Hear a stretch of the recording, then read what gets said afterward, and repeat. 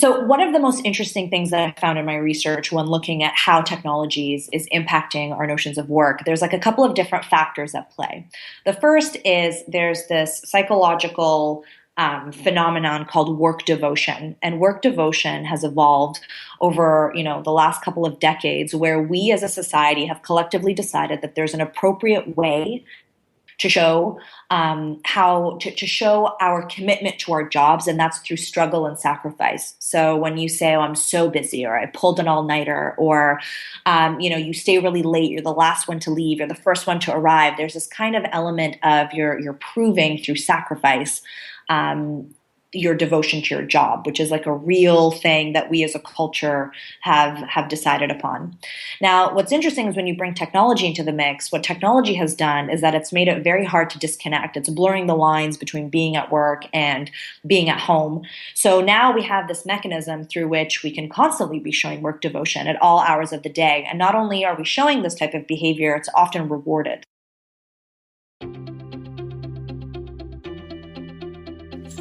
I'm Srini Rao, and this is the Unmistakable Creative Podcast, where you get a window into the stories and insights of the most innovative and creative minds who've started movements, built thriving businesses, written best-selling books, and created insanely interesting art. For more, check out our 500-episode archive at unmistakablecreative.com. Rahaf, welcome to the Unmistakable Creative. Thanks so much for taking the time to join us. Yay, my pleasure. I'm so excited. Well, it is really, really cool to have you here. I came across your story by way of our mutual friend, Sarah Peck, who has consistently been a referral source for amazing guests to the Unmistakable Creative. So on that note, I want to start with a question that is a bit different than what I normally start with. And I want to ask you about what your earliest childhood memory or earliest memory of a person who has impacted your life is that has led you to the work that you're doing today. Wow, so much for starting easy. What is the earliest, just the earliest childhood memory or the earliest? The earliest childhood memory that you think had a formative impact on where you've ended up in the work that you're doing now? I think it's my dad. Probably one of my earliest memories that I have is sitting on his lap and, pushing the keys on his computer. And this was back in the days where it was just like the DOS screen, And I always, very close with my father, and he was always a bit of a science fiction geek, I guess you can say. I grew up watching Star Trek with him and reading Asimov. And so he sort of introduced me to the world of possibility. And I think that perspective of the world of, what's next, what's out there, what's beyond what already exists, just gave me such a curiosity for technology and for the way that technology could shape our world. And so from that, and then for the longest time, when I was growing up, watching shows like Star Trek and, the Star Wars movies together was like a way that we bonded. So it also gave me a good opportunity to spend time with him and to talk to him and to see his perspective on the world. And he's an engineer. He's very scientific. And so he likes to, push you to think deeper and to solve problems. And he always likes to ask these deep, thought-provoking questions. And so that relationship, I think, was instrumental because I just grew up loving the possibility of technology and just loving that whole world. So that would probably be the earliest, I guess, collection of memories that I would have. Why do you think people miss moments like that in their life? Or do you only recognize something like that looking back in retrospect when I asked you something, or did you realize what was happening at the time? I mean, it's not, I definitely did not realize at the time. I sort of realized later just because, when you see similarities between we're very similar in personalities in certain respects. And so when the interests come up, it's obviously, well, of course I like technology. You love technology. And we've sort of been talking about it for years and years and years. But I think sometimes it's just hard because, you have a narrative as a person that involves all of these influences and all these inputs. And you can only really see the threads that connect all of those independent events to form that story when you look back or maybe look for it. I know during the time, watching Star Trek with my dad was always just like a lovely memory. It's a lovely memory that I have of spending quality time together, rides in the car, discussing space and alien technology and all that stuff. And then tracking that forward, realizing that love of technology, it makes me so happy to that. Let me try that again. That still to this day, when I see something cool, an article about space or new technology or 3D printing or, nanotech or anything, my first instinct is still to pick up the phone and call my dad and say, oh, look what's happening. So I think it's just kind of developed as a habit where he just got me very excited about science and learning and tech. And I didn't really realize it at the time, but that influence is very clear in the way that I approach a large variety of the things that I do, not just in my work, but in my life in general. Well, I think that makes a really perfect setup to talk about your actual work. So talk to me about, from watching Star Trek to where you're at today and everything that's happened that has led to the work that you're doing and what it's all about. Yeah. So, I wish I could tell you that I had this proper plan, and that I sort of very slowly connected the dots. But my career path was more of a career meander, into a lot of. I wanted to be everything and anything. I actually wanted to be a vet as a kid, up until I was in university, and then I volunteered at a vet clinic for a summer in high school, and that sort of killed that dream pretty fast. Where I was like, wait a minute, I don't think I want to be in a room with these hissing cats and these poor sick dogs and things like that. So decided I'd rather be a pet owner rather than the person, that kind of deals with all of that. And so what ended up happening was I really thought I was going to be a vet. So right before I entered university, I had this existential crisis where, okay, if I don't want to do that anymore, what do I do? So in school, I bounced around university. I went to the University of Western Ontario in London, Ontario in Canada.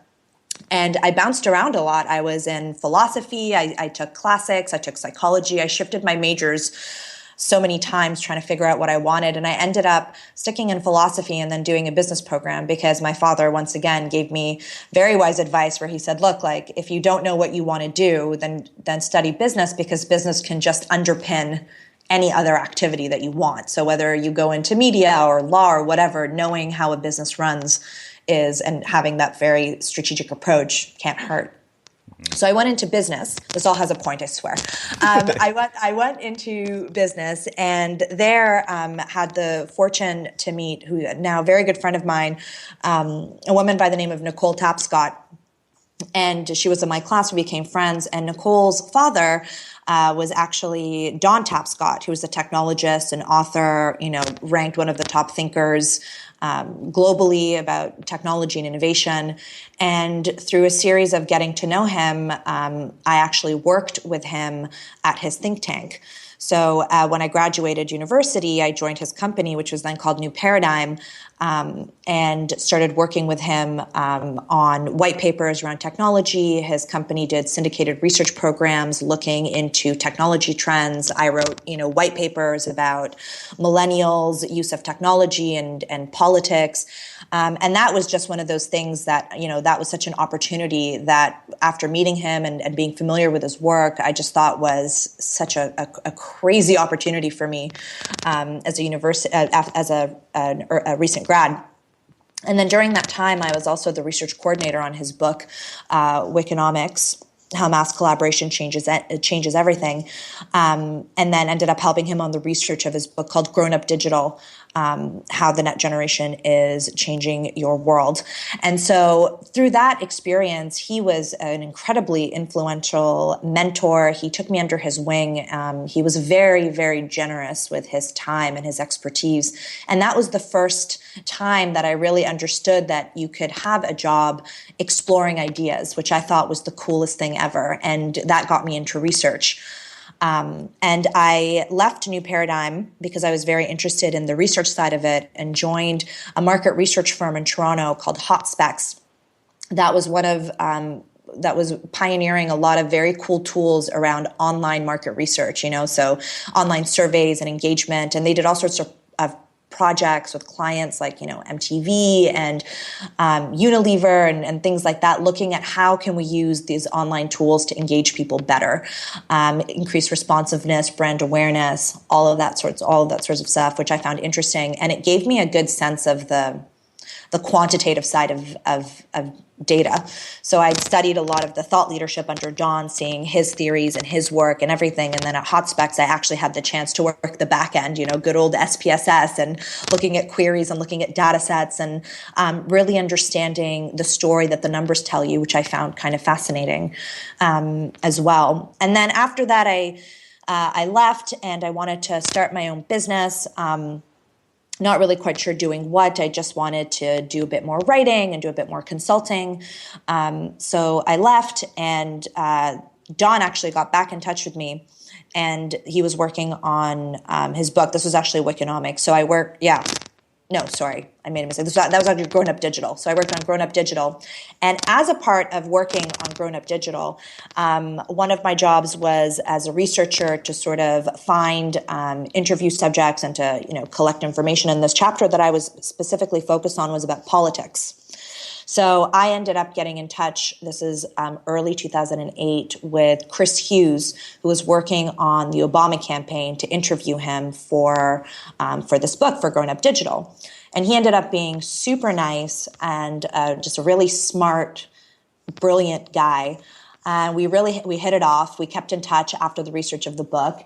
And then once the campaign started picking up, I just was becoming more and more fascinated. At this point, I was like full on into tech, just really researching stuff and reading stuff and blogging a lot and writing on my own time just about all of these things that I was seeing.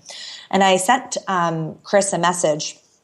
This was, I think, around June or July of 2008. And I said, look, I don't know what's going on in Chicago, but you guys are doing something amazing. I would love to come down for a weekend just to see what it's like, just to, feel the energy that I kind of sense building. And so I got a response back, and this was really a shot on the dark. I was like, I don't know if he's going to say yes or anything. And I got a response back, and he said, look, if you're going to come down, just come down. We need all hands on deck. We can't pay you, but just come on down as a volunteer. And I remember thinking, much like when the opportunity with Dawn came knocking, I remember thinking, this is a really big opportunity. So I very quickly, found a roommate on Craigslist in Chicago.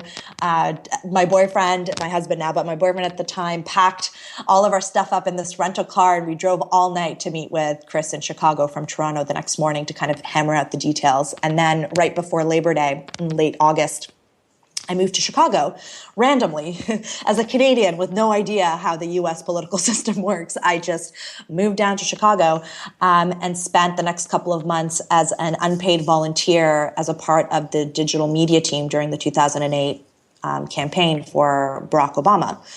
And that was kind of an amazing experience. I've never been surrounded by so many smart, talented, motivated people who really believed in a cause. And I wasn't a particularly political person, so it was just a lovely experience, and made some really good friends there. And having the opportunity to be in Grant Park during that historic win remains one of the top, 5 moments of my life in terms of just things that I think I'll always remember. So follow along on my weird meandering path. So in Chicago, a couple of weeks later, right as before I wrapped up to go back to Toronto, a friend of mine had a house party.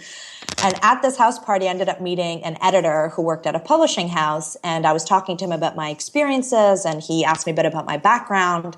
And over the course of the evening, we were getting to know each other. And he said, look, I think you have some pretty cool insights about the Obama campaign. Would you be interested in writing a book about it? And at first I said no. I was like, well, what do I know? I'm not a political person. I'm not American. I'm not, I'm not educated about the system at all. I just have my personal experiences. And he said, well, you have this technology background. It could be pretty cool. Went back and forth. And then, my family and friends just said, go for it. So I said, okay, I took the leap.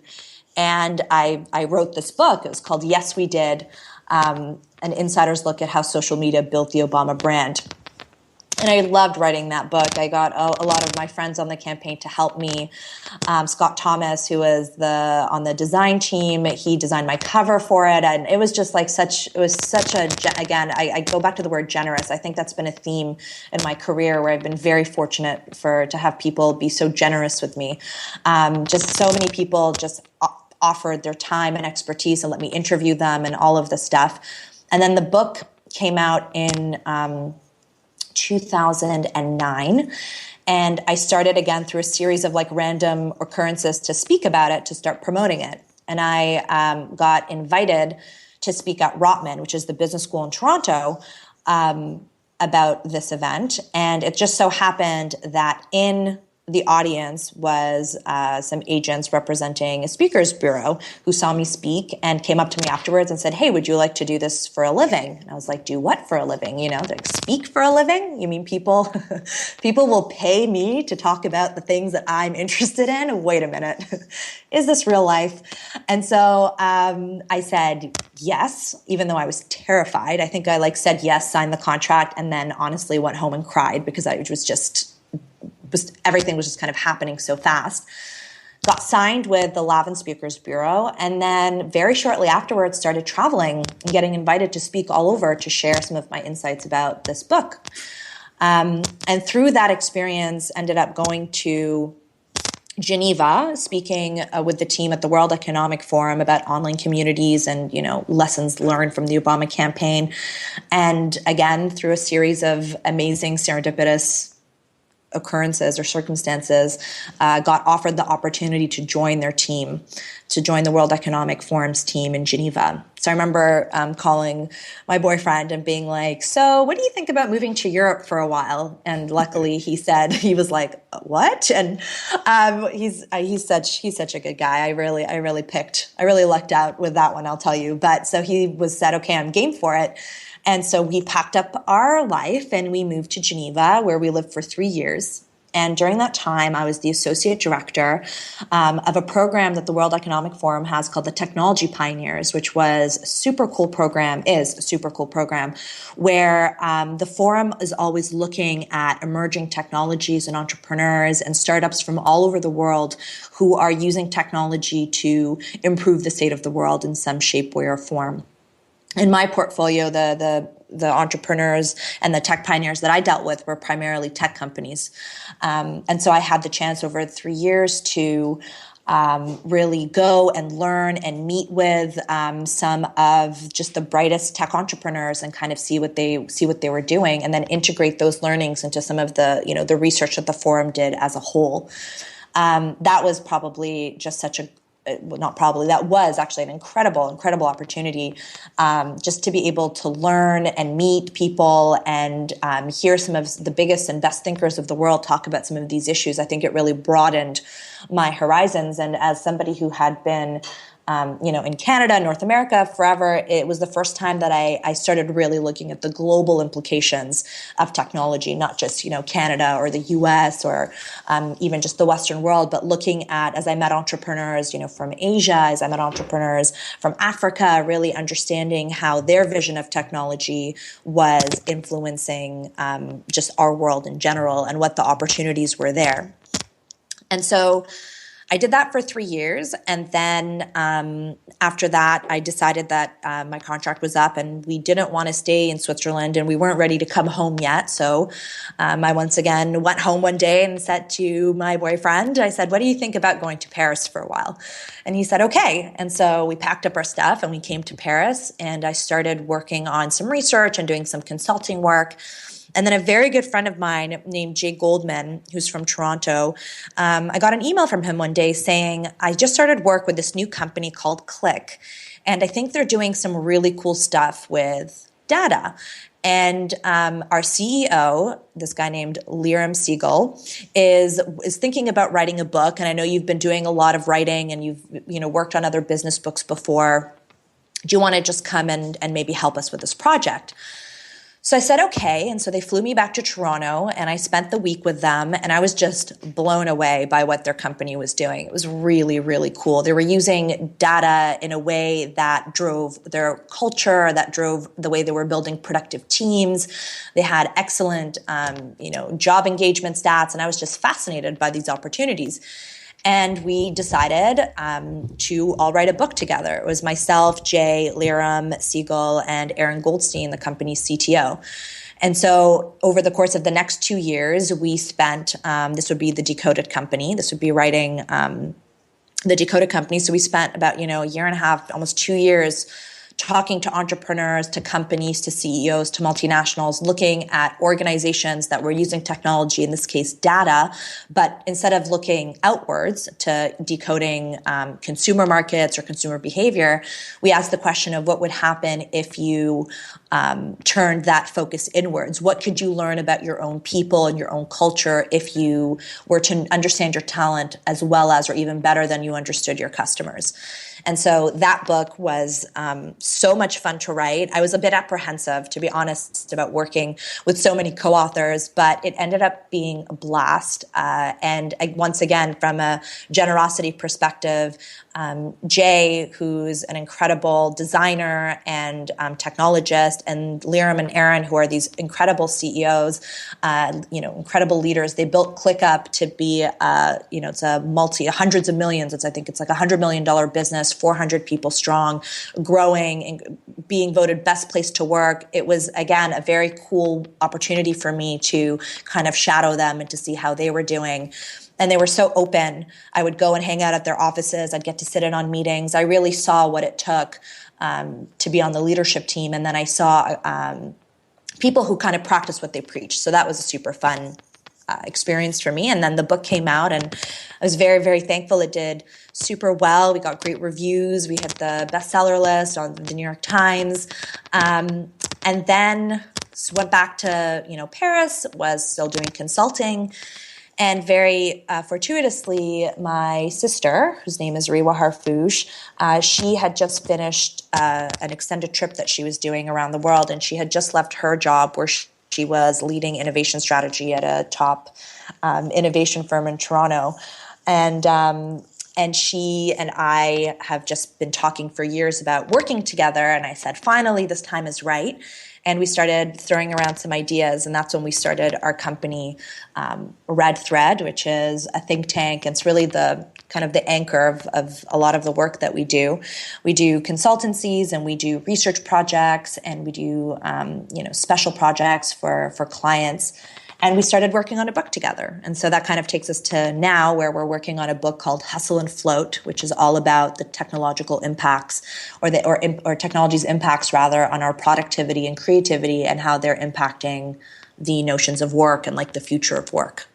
So I don't know if that made any sense in terms of any sort of plan, but like it was a very random collection of events and kind of these, I kind of define my career as these moments where I had this opportunity and I had to choose yes or no, and I just said yes, even if I wasn't sure or I was afraid or I didn't think I could do it. Mm-hmm. And so that kind of got me, from step to step to step. And then along the way, being supported by an incredibly generous community of people.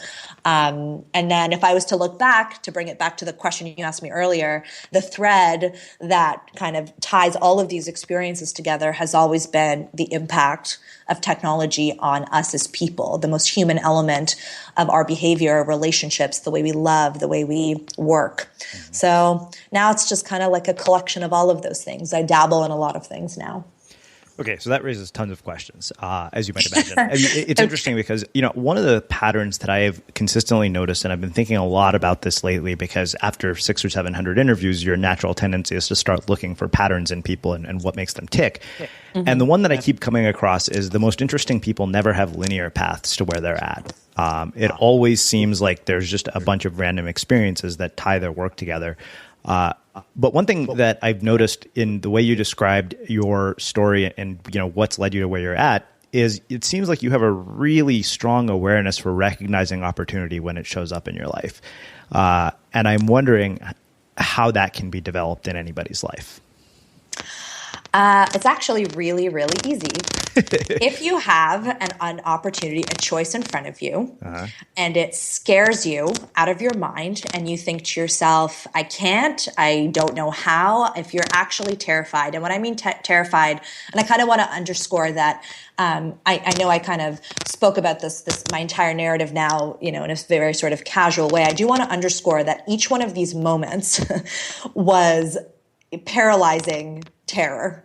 I cannot overemphasize enough the anxiety and the fear and the uncertainty, and just, the first time somebody asks you to write a book and you think to yourself, who am I to write this book? And the first time somebody tells you, offers you a job abroad and you think, am I going to leave? I've never lived in this foreign country before. I've never done this, So I think what I've always done is I've always followed the fear, and it's always been petrifying and terrifying. I think having a good social network and a good tribe of people around you who can be there for you is instrumental. But that's really the only way to do it, because I believe now, and now I actively seek out that feeling where if you're not being pushed, then you're not really growing.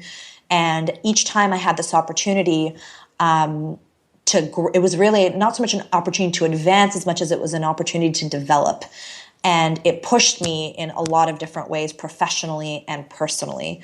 So if you have an opportunity, whether it's a new job or a new project, and it really scares you, that should be the path that you should pursue. But I also say that being quite risk averse, in the sense that I will jump, but I'll only jump once I'm sure that I've made as much plans as I could, to make sure that the risks that I'm taking are as mitigated as possible, if that makes sense. Yeah, it does.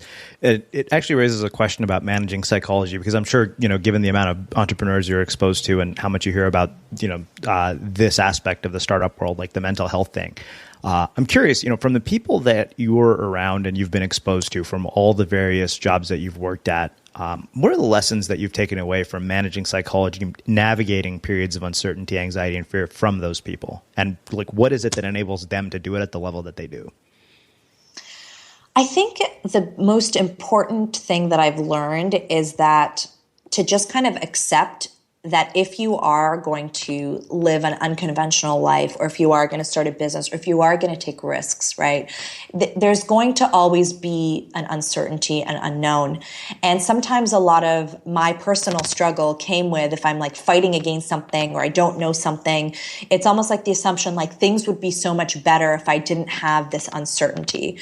And one of the things that I've learned from a lot of the people in my life, a lot of the mentors that I've had, is just that if you just embrace that uncertainty is a constant. There's always going to be things that you don't know. And it's just like a regular part of living this life, the trade-off for having autonomy, the trade-off for being able to pursue interesting projects, because there's always trade-offs, People will look at your life and they'll say, you get to control your own time, you work for yourself, all of this stuff. And then the flip side to that is, I have to hunt my own projects, I have to do my own client management. Do you know what I mean? So there's always a flip side to every perk that you get. And for me, I've just learned that this uncertainty and the feelings that I have are these, one, they're kind of a temporary state, but two, uncertainty is just the name of the game. And I've made my peace with that. So I don't have this expectation, I would only be so happy if everything in my life was serene. I'm actually learning that I can be serene even if everything in my life is not.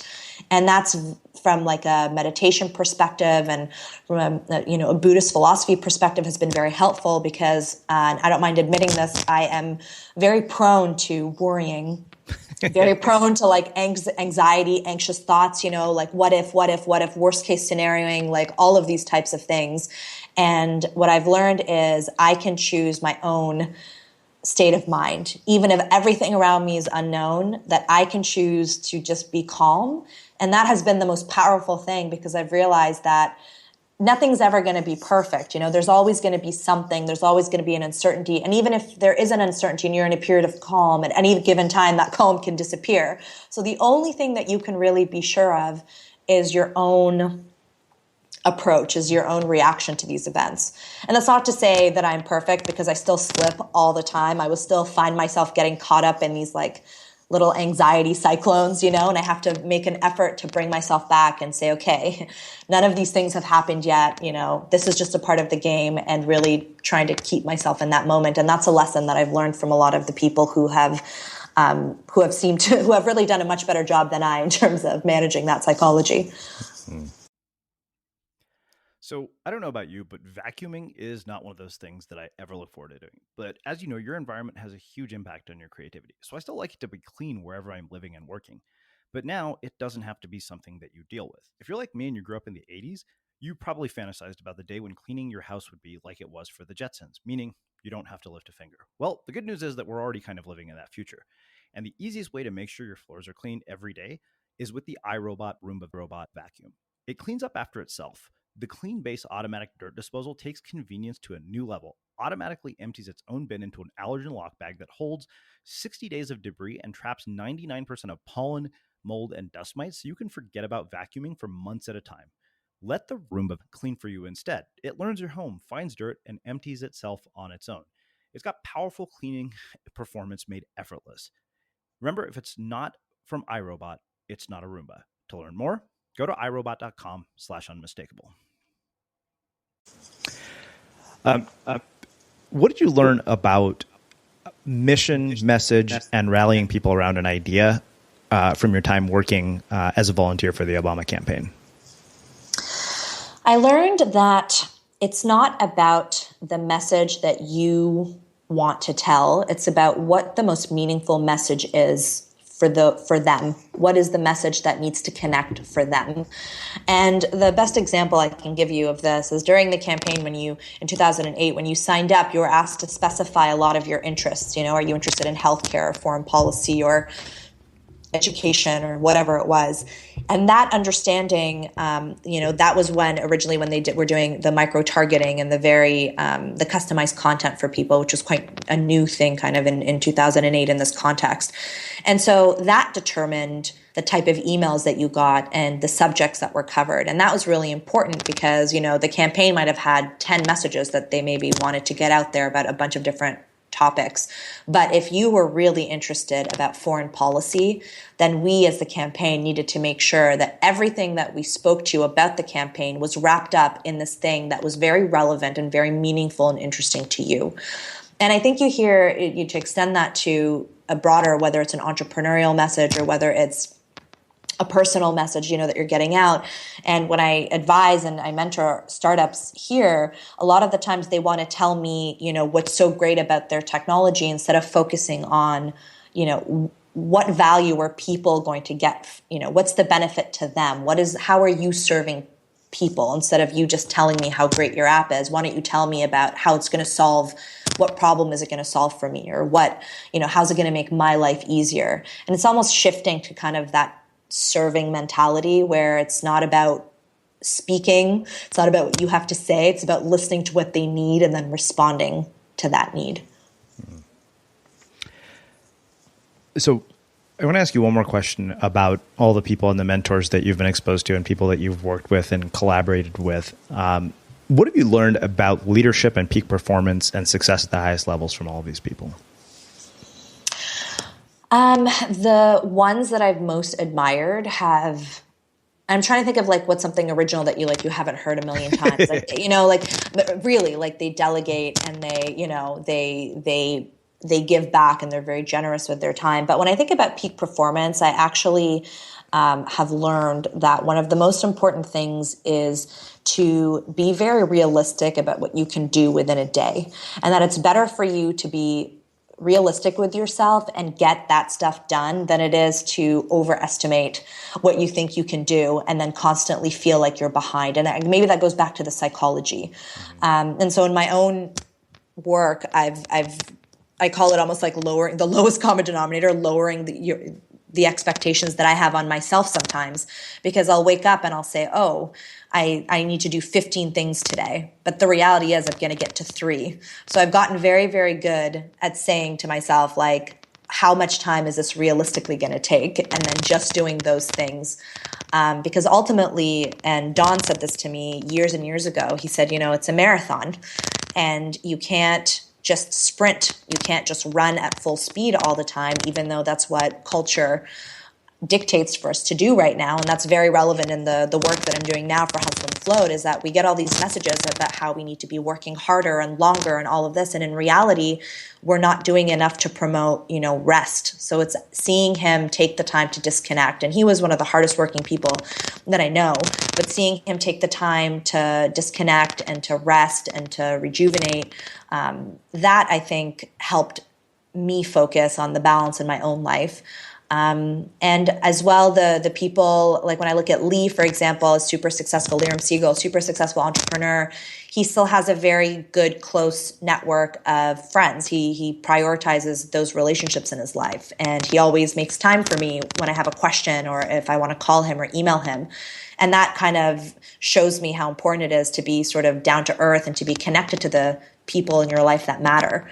And then, I think ultimately the more I see people at different stages of their career too, the more I realize like how important your health is and how nothing matters if your health goes. And I know it sounds a little kind of cliche, but honestly, for somebody who I would consider myself to be somebody that could, if left to their own devices, could work from morning to night sometimes and forget to eat, which is not a good thing. But, you get into these zones and you're writing and all of that to force myself to say stop and to recover and to rest, as difficult as that might be. That's been one of the best tricks that I've learned in terms of being able to kind of manage my own health.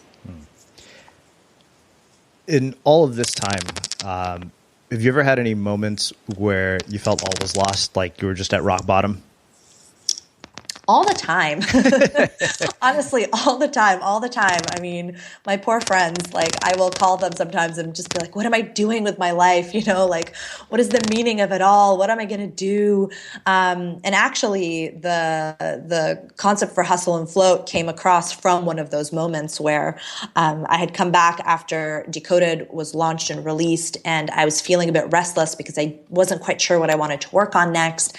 And I'll tell you the story because it's kind of funny. I was on Tumblr because, what do you do when you're restless and bored? You go to the internet. And I found this image came up in my feed that had these words that said, you have the same number of hours in a day as Beyonce. Do you know this image? Do you know what I'm talking about? That one? No, but it sounds hilarious. Yeah, so it says you have the same number of days and you have the same number of hours in a day as Beyonce. And for some reason, I just totally lost it. Like it just sent me off the deep end. And I remember calling my sister, Riwa, on FaceTime and just being like, my life has been a failure. Look at all the things Beyonce has accomplished. And like, she's doing all of this stuff. And like, here I am. It's Tuesday. It's 3 p.m. I'm on Tumblr. Like, what am I even doing? And then that kind of sparked a conversation around, okay, let's stop and let's think about what's going on here. Why do you feel this pressure to be constantly working, constantly producing, constantly doing stuff? And that ended up raising a whole set of other questions about our notions of work and our notions of productivity and our self-identity and our self-worth and the image that we get in the media. And so now, the last couple of months that we've been researching this, it's been fascinating because I didn't realize how much I was being influenced by all of these cultural messages around work. And so now I'm not so hard on myself for the most part. There's still times where, you come up with a great idea and then you Google it and like somebody has done it 1,000 times better than you ever could. Or sometimes I go on Amazon and I'm like, look at all these books. What could I possibly add to the conversation? Everything that has been said, that needs to be said, has probably been said. Especially when you look at like Peter Drucker, and it's like Peter Drucker just thought of everything. Like we should all just pack up and go home because he just said it all, And so it's kind of, it's always, I think it's just a natural part of being a creative, which is, I think being a creative means that you're fundamentally battling your own inner demons, the own sensor in your brain that is always challenging you as to who are you to create this, to put this out? Who are you to take people's time with your ideas? And so writing, is an especially hard, at least for me, I find it very challenging because sometimes I'm working through not just the material, but I'm working through creative block and insecurity and what if people hate it, and what if, there's a big flaw in my thesis that I'm not seeing, what if there's a mistake? You're kind of going, again, the anxiety brain, what if? And so I find that it takes a lot of effort to come out of that back into a zone of just recognizing again that it's like this ebb and flow of everything around you and that you need to come back to center. So I've just recognized that I'm not perfect. I'm not going to be Zen always, but I'm a bit more forgiving of myself when I kind of go off the deep end, that I just brush myself off and kind of try to come back to center. Okay, cool. That raises a couple last questions. But I want to talk specifically about your research and about what you've found are the implications of technology from the cultural messages that we receive and how that impacts our productivity and creativity, which I realize is a big question. So one of the most interesting things that I found in my research when looking at how technologies is impacting our notions of work, there's like a couple of different factors at play. The first is there's this psychological phenomenon called work devotion. And work devotion has evolved over, the last couple of decades, where we as a society have collectively decided that there's an appropriate way to show to show our commitment to our jobs, and that's through struggle and sacrifice. So when you say, "Oh, I'm so busy," or "I pulled an all-nighter," or you stay really late, you're the last one to leave, you're the first one to arrive. There's this kind of element of you're proving through sacrifice your devotion to your job, which is like a real thing that we as a culture have decided upon. Now, what's interesting is when you bring technology into the mix, what technology has done is that it's made it very hard to disconnect. It's blurring the lines between being at work and being at home. So now we have this mechanism through which we can constantly be showing work devotion at all hours of the day. And not only are we showing this type of behavior, it's often rewarded. Think of, if you have colleagues, if you work in a traditional job, say, and you have colleagues that are sending emails on the weekends or really late at night or really early in the morning, or the expectation that we have to always be responsive and always be on. That's kind of the first part. The second part is that productivity as a concept has actually evolved now from being something that used to be applied to a collective, so managing a large scale group of people, a workforce, and it's now become quite individualized, where when you look at personal productivity, life hacking, quantum self, what we have done is we have transferred the responsibility for us to be productive, quote unquote, to the individual. So you have these weird cultural rituals that we're all engaging in, which is we're all trying to prove to each other that we deserve we deserve our promotions and our jobs. We deserve what we have because we work so hard. And I can talk to you for hours unpackaging where that comes from. The American dream, the 2008 financial crisis, the rise of knowledge work, all of these things that have impacted this legacy that we carry, this baggage about work. And then you have this technological advancements where not only do you have these tools that connect us all the time, but you also have these mythological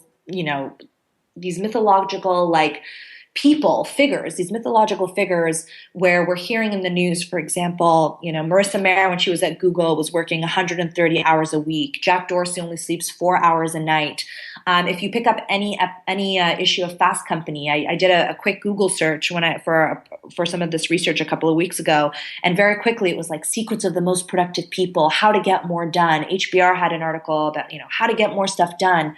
So not only are we constantly connected, locked into these behaviors around some of our work, now incapable of making the separation, we're also getting bombarded by startup culture, by the mythology of people, that we really admire, the tech entrepreneurs, to be always working, always on. When Elon Musk says he's been working 100 plus hours a week for the last 15 years, bringing it all the way back to the story of my meltdown, when you have the same amount of hours in the day as Beyonce, what we're essentially telling people is you're responsible for your own success, which in a lot of cases is and is not true. There are a lot of things kind of outside of your control, your access to education, your socioeconomic status. There's a lot of variables there, but we're telling people that, to be successful, we culturally believe that you have to work hard, and that working hard is your responsibility, and your success is actually directly linked to the amount of effort you put in. So if you fail, then that's actually because you're not working hard enough. And technology and being always connected, combined with, when you look at digital culture, of the over curation and like a lot of the fakeness that we see on, social media, what ends up happening is we're holding people to this very unrealistic expectation of what work-life balance is supposed to be, when in reality, people are working longer, they're getting sicker, and they're not actually earning more money for the increased hours that they're working. So all of that to kind of say that technology has been an incredibly powerful tool, but that has amplified a lot of the beliefs that we've carried up into this point. And unfortunately, because it's just so embedded in our daily lives, I think it's making it harder and harder for people to make those separations, and it's feeding a lot of those psychological narratives around work. And I believe, and my co-author, my sister Riwa, and I believe that if we don't start separating and addressing some of these underlying psychological triggers, then all of this discussion around the future of work that's focused on technology and new policies and progressive, company flex time, none of that's actually going to matter, because the real pressure is coming from our own sense of self-identity. Okay, that was amazing and epic, and it raises so many more questions. What are the implications of all of this for our relationships with other people?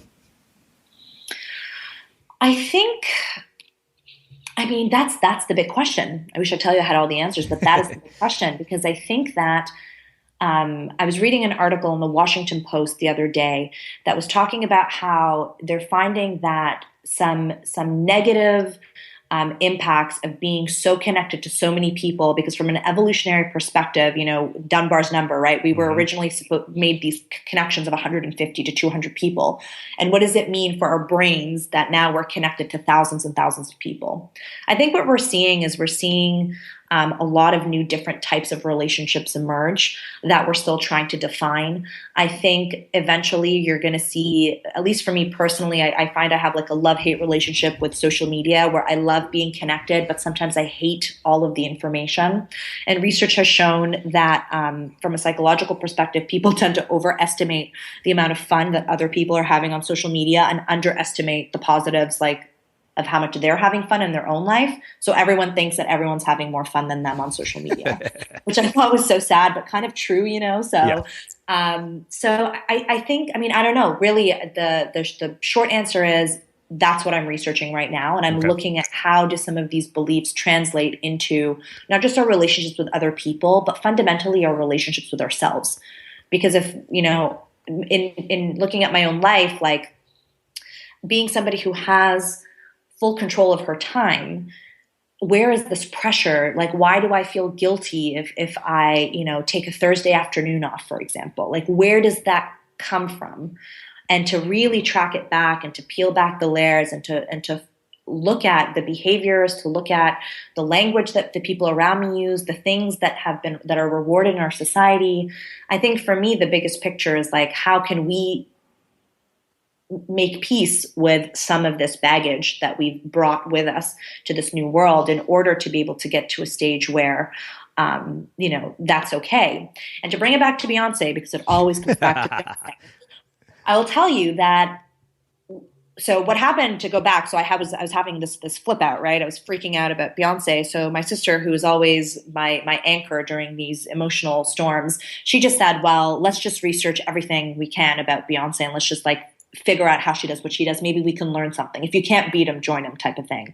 And we actually found, first of all, the first glance, the research just made us feel worse, because she was just this prolific. She is known for having a work ethic, and Harvard Business School actually has a case study about her business, about her work ethic and how hard she works and all of this stuff. So at first I was like, I'm not sure. I think this is going to backfire. It's just making me feel worse.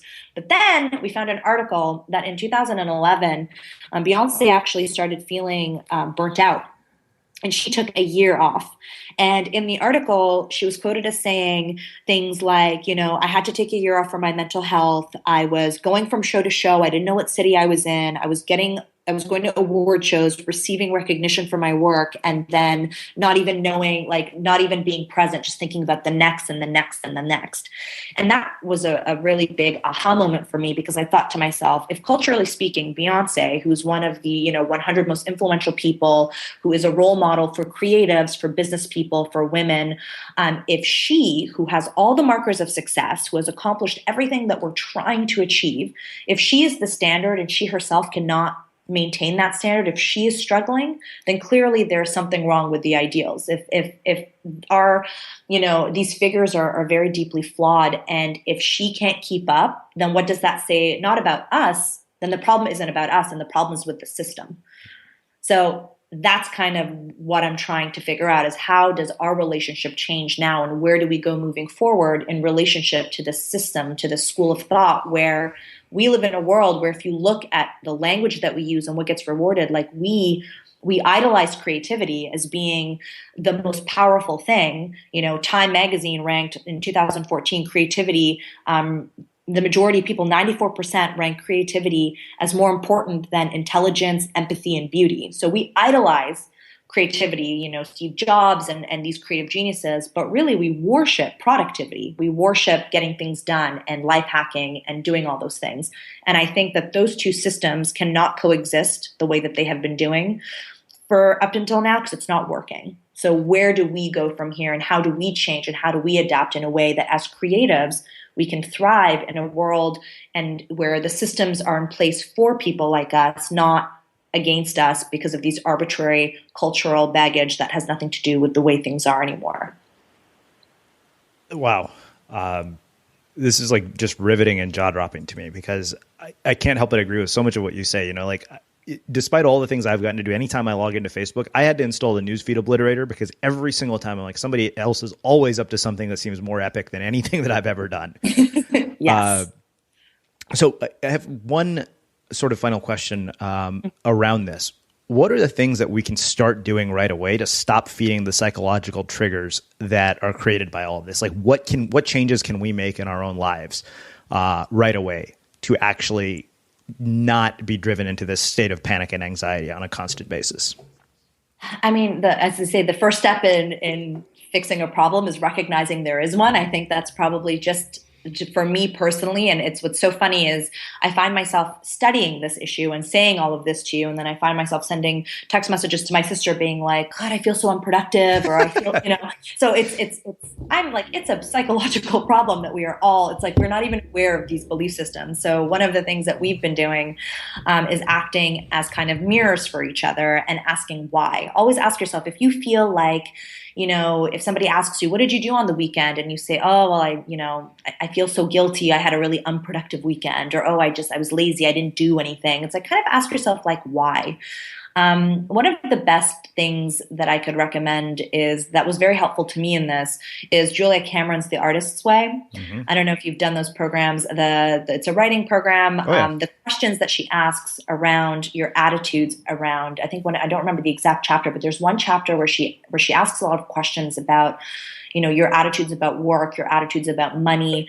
And she makes you do one of these exercises where you kind of deep dive into your own memories and you figure out what are the big things that you've learned along the way that shaped your views about who you are today. Was it, being rewarded as a kid for doing a good job? Was it, you know what I mean? Like, what was it? Where did your own personal beliefs about work come about? Because one of the interesting things that I read about cognitive bias, for example, is that if you fundamentally believe in your heart that hard work is the only way that you're going to get ahead, from a neuroscience perspective, your brain will sometimes not even let you see more efficient ways of doing something, because a more efficient way of doing something would go against your belief of hard work, and something in you needs to struggle and needs to work that hard in order to fulfill that specific belief system. Wow. That's where it gets really crazy. So I'll tell you a story about something very related to that. I have a friend who's wanting to start a subscription-based business of some sort. And, we'd been going through all the different things, like I'm advising him on what he should do. And then he tells me yesterday, he said, yeah, I've got 10 people who say that, they'll be my first customers. And I was like, dude, why the hell are you doing Facebook ads and building a landing page? I said, set up a PayPal button, get them to pay and start delivering the product. Mm-hmm. I'm like, you'll figure out the rest of it later. And that never occurred to either of us the entire time. Yeah, I'm going to kind of riff, and I know I don't have a lot of time, but I'm just going to riff very quickly. One of the things that I'm super interested in is kind of quantum physics, and I'm very much a layperson at this. So, but the whole concept of it is quite fascinating, because what we're learning is that that your brain, your beliefs actually have such an important element on how you view the world. And what happens is that if you have a belief in your brain about something, whether it's yourself, whether it's, people around you, success, whatever, your brain will kind of recognize that that becomes truth to your brain. And then any information that comes your way that might be against that belief, your brain will actively filter it out. So if, for example, from a financial perspective, this is one of the examples that I read about. If, for example, you believe that your worth at your organization, or that you're never, that the work that you're doing is never going to be worth more than, say, like $100,000 or $200,000 or even $50,000, whatever that number is. Everyone actually has a number. And my friends and I will try to push each other on that number sometimes to say, like, can you imagine, making this much or this much or this much? And somebody will always have a point where they can't imagine making, more than that. So if you believe you're $50,000, which is the example that this article I read used, then if that's what you believe you're worth, then actually other opportunities that come your way, other, whether it's a business opportunity or whether it's like a new job or whether it's a lateral move to another, whatever, like your brain will not only like not let you see that, but will actively stop you from pursuing it. And so this is why it's so important to think about, like, what is the OS that's running all the apps, of ourselves? Like, what are the beliefs that are embedded inside of our psyche in terms about how we view work, how we view creativity? If you believe, for example, that artists have to suffer for their work, maybe you'll never think about making an Amazon Kindle single, or do you know what I mean? Like, you might spend your whole life doing something traditionally because you feel in your heart of hearts, like, your psychological belief is that's the way it has to be in order for me to move ahead. Mm-hmm. So when you unpackage that, when you think of everything, especially in North America, around hard work and the American dream, and if you just, you just have to go for it, especially this entrepreneur culture of, strapping and the sweat, blood, and tears of like building up a business, that in itself implies a lot of things about what we think the role of the individual is and how much responsibility we take on ourselves. And those are the conversations that I want to have. So to bring it back to what can you do right now, I would start having these conversations. Companies, instead of having conversations about, how do we introduce flex time, or how do we, how do I meditate more, or how do I take more breaks? It's like the problem isn't the tools.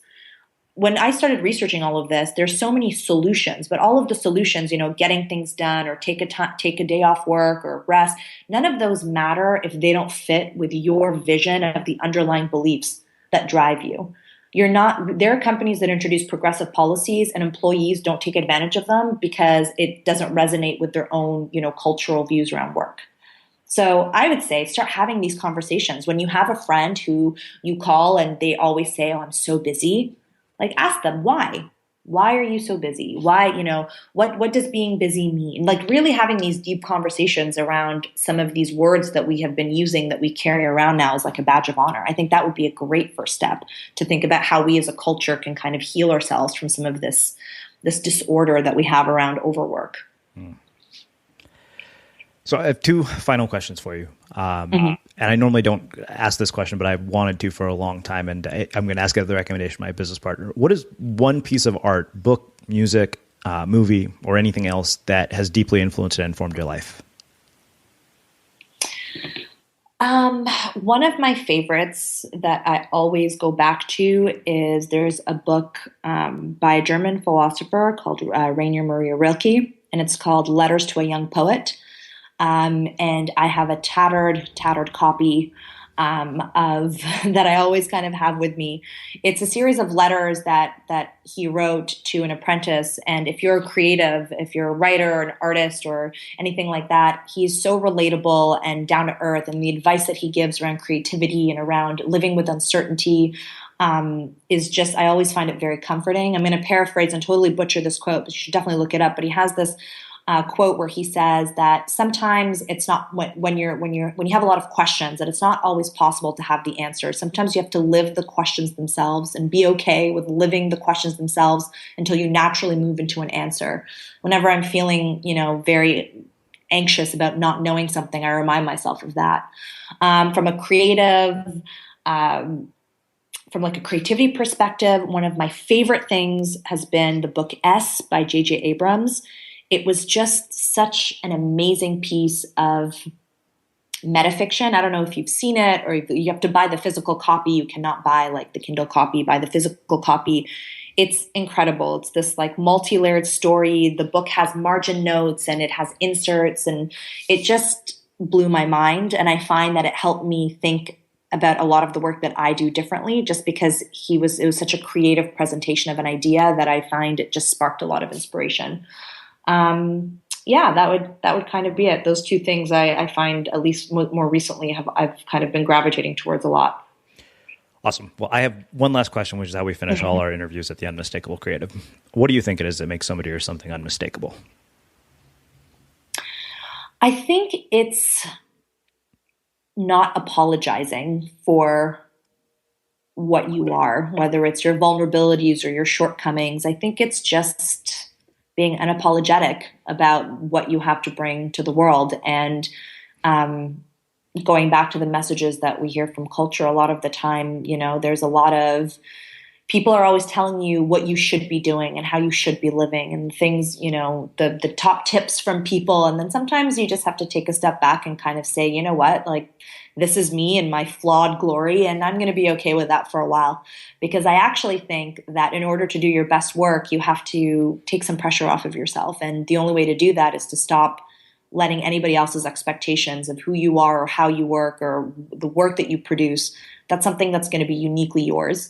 And the only way to find that unique voice is to just fully embrace the freakouts and the meltdowns and the calling your sister from bed on Tuesday at 3 p.m. and just being like, you know what, I'm messy and I'm fine with it. And behind every curated Instagram photo of a cappuccino and like a flower on some hipster cafe, like there is a person who is asking a lot of questions and who's feeling uncertain, and like, that's okay. And just, we should be telling each other more, that's okay. This has been awesome. I really, really appreciate you taking the time to join us and share your story and your insights with our listeners. I think you're going to be a big hit with them.